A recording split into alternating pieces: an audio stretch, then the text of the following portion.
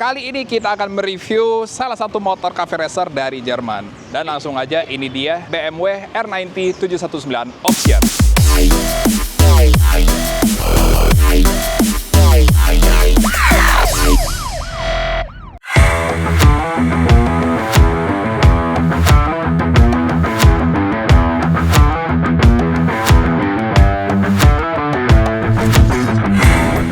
Nah, jadi motor ini menurut gue ya walaupun looks-nya simple, tapi bentuknya sih cakep banget ya. Dan kalau kalian bisa lihat ya seperti biasa motor BMW R90 ini dia menggunakan mesin boxer 1200 cc. Jadi emang karakternya kalau mesin ini digeber, motornya akan lari ke kanan ya, karena mesinnya dia sendiri udah boxer.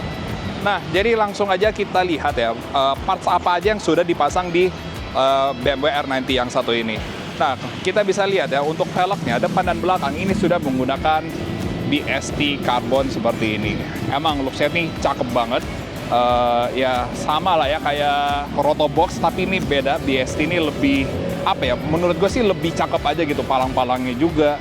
Terus kemudian kalau untuk pengereman semuanya depan dan belakang ini, gue yakin ini masih bawaan dari motornya. Nah, depan ini udah menggunakan Brembo. Dan yang belakang ini masih yang BMW-nya ya. Terus shock juga depan udah menggunakan upside down yang warna gold seperti ini. Di sini ada axle slider dari Evotech.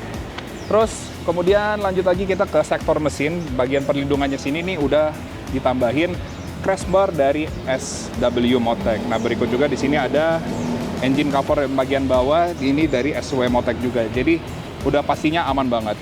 Emang ya, SW Motec itu setahu gue nih dari Jerman, motornya juga dari Jerman. Jadi biar pas aja gitu ya. Terus kemudian juga di motor ini sudah disematkan beberapa parts dari Wunderlich, contohnya seperti hood stem, terus di sini juga cover dekat mesin juga ada dari Wunderlich, terus handle rem juga dari Wunderlich, dan macam-macam deh ya.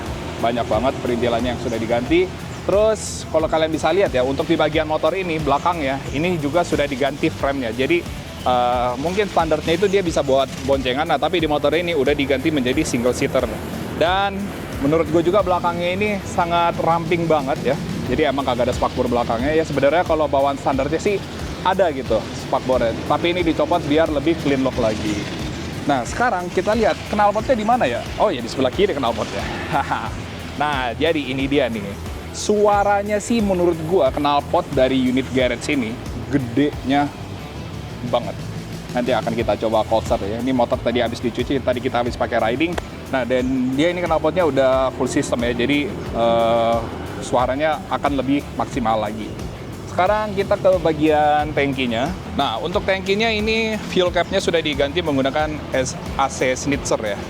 Jadi biar gampang buat buka tutup tangkinya juga. Terus kemudian seperti yang gue bilang, tabung minyak rem juga udah diganti menggunakan Wunderlich. Nah, sekarang kita liatin aja untuk odometernya sudah berjalan berapa kilometer. Jadi menurut gue speedometernya emang masih analog, tapi udah ada campuran digital juga ya. Nah, untuk odometernya baru berjalan di 4.271 km. Nah, motor ini memiliki dua riding mode, ada Rain dan Road. Sepertinya kayaknya kalau belum ada sport ya, emang sih motornya bukan buat kebut-kebutan juga gitu ya. Dan sekarang kita cobain aja, kita naikin ya. Nah, kebetulan tinggi gue 184 cm dan seperti ini posisi riding tinggi motornya sama badan gue. Kaki gue nekuk banget, nyaman ya. Mungkin kalau kalian tingginya 165, 160 kayaknya sangat pas sekali sama motor ini ya. Kalau gue yakin sih kalau di video ini motor nih akan gede banget gitu badan gue ya. Nah, gue juga lupa ya kalau stangnya juga udah diganti menggunakan Rizoma ini barnya. Dan langsung aja kita cold start. Ini dia suara dari unit garage.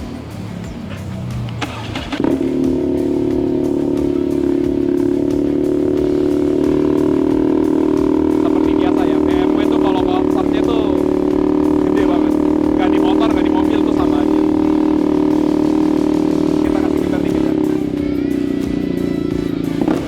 Oh, pegang kopi gua.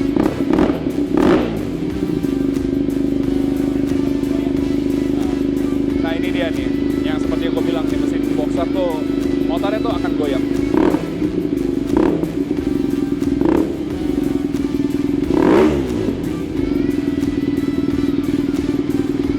Dan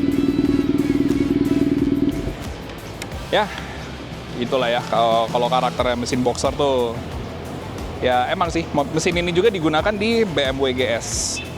Jadi, yang pasti durability-nya kuat juga, dan dia disambungkan melalui garden, jadi nggak pakai rantai lagi.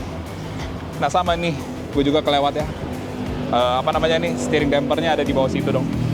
Jadi, nggak kelihatan ya di atas ini. Emang lebih clean look sih kalau di bagian kokpitnya.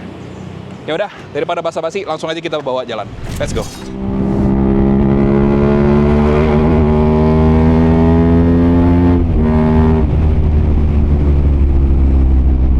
Sekarang waktunya kita cobain BMW R90 719 Option Edition. Nah, jadi ini sebenarnya di channel gue lupa motor ini udah gue review apa belum. Kayaknya sih udah ya, tapi udah lama banget aja gitu ya. So far mengendarai motor R90 ini bisa gue bilang ini adalah salah satu motor cafe racer. Dan dia mesinnya ini boxer yang biasa di motor GS ya. Dan dia cc-nya 1200. Nah, walaupun motor ini kecil, tapi ini suaranya sangat besar sekali ya guys. Ya karena motor ini tuh sudah menggunakan knalpot dari unit garage, yang dimana knalpotnya ini tuh untuk silencernya ini asli kecil banget. Kalau bisa gue bilang nih kayak hampir 11-12 dengan SC Project bentukannya. Tapi untuk di motor ini sih sebenarnya agak sedikit pengang ya kalau misalkan kita buat pakai gaspol kayak tadi. Nah tapi motor ini tenaganya ini benar-benar jos banget. Ya dibalik itu semua ya karena motor ini juga ya ber-cc 1200. Nah even motor ini sudah berjalan di 4200 kilometeran aja, ini kalau gua rasa ya motor ini tuh asli, motor ini masih enak banget dipakai. Dan apalagi untuk buat manuver juga ini enak. Tapi nggak seenak kayak motor inline pada umumnya sih ya. Karena ya butuh penyesuaian juga karena motor ini mesinnya boxer. Jadi emang buat keseimbangannya tuh emang agak sedikit beda aja gitu sama motor inline. Nah karena gua sering bawa motor inline ya jadinya kayak udah terbiasa aja gitu ya. Karena motor ini boxer jadi butuh penyesuaian aja. Terus untuk posisi riding juga ini kalau gua rasa emang agak sedikit nunduk aja ke depan. Dan untuk bandingan suspensi masih tergolong nyaman juga buat motor cafe racer seperti ini. Dan yang gue suka adalah modifan-modifan di motor ini, walaupun perintilannya kecil tapi ini branded semua ya. Kayak contohnya parts dari Wunderlich, terus udah pakai crash bar dari SW Motec juga, dan macem-macem lah ya. Dan motor ini cocok banget buat kaum bapak-bapak misalkan, atau om-om gitu ya, atau anak muda juga sih cocok ya buat Satmori atau Sunmori pakai motor ini, atau riding di hari weekend lah bisa gue bilang. Tapi menurut gue kalau motor ini dipakai touring sih sebenarnya bisa-bisa aja, tapi itu tergantung balik lagi ke ridernya mah. Kalau ridernya kuat dengan motor ini dipakai touring sih ya nggak masalah ya.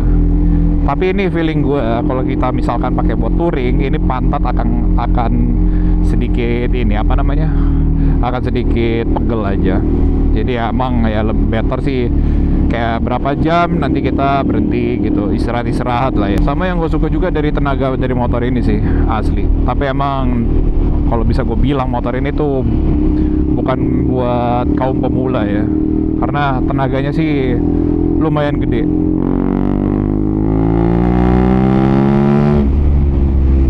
Kalau kita geber itu suaranya lama-kelamaan membesar sekali. Jadi emang kayak harus harus siap gitu menerima suara yang sangat besar. Tapi tetap tenang aja. Di motor ini juga parts-parts originalnya tetap disimpan dengan baik ya.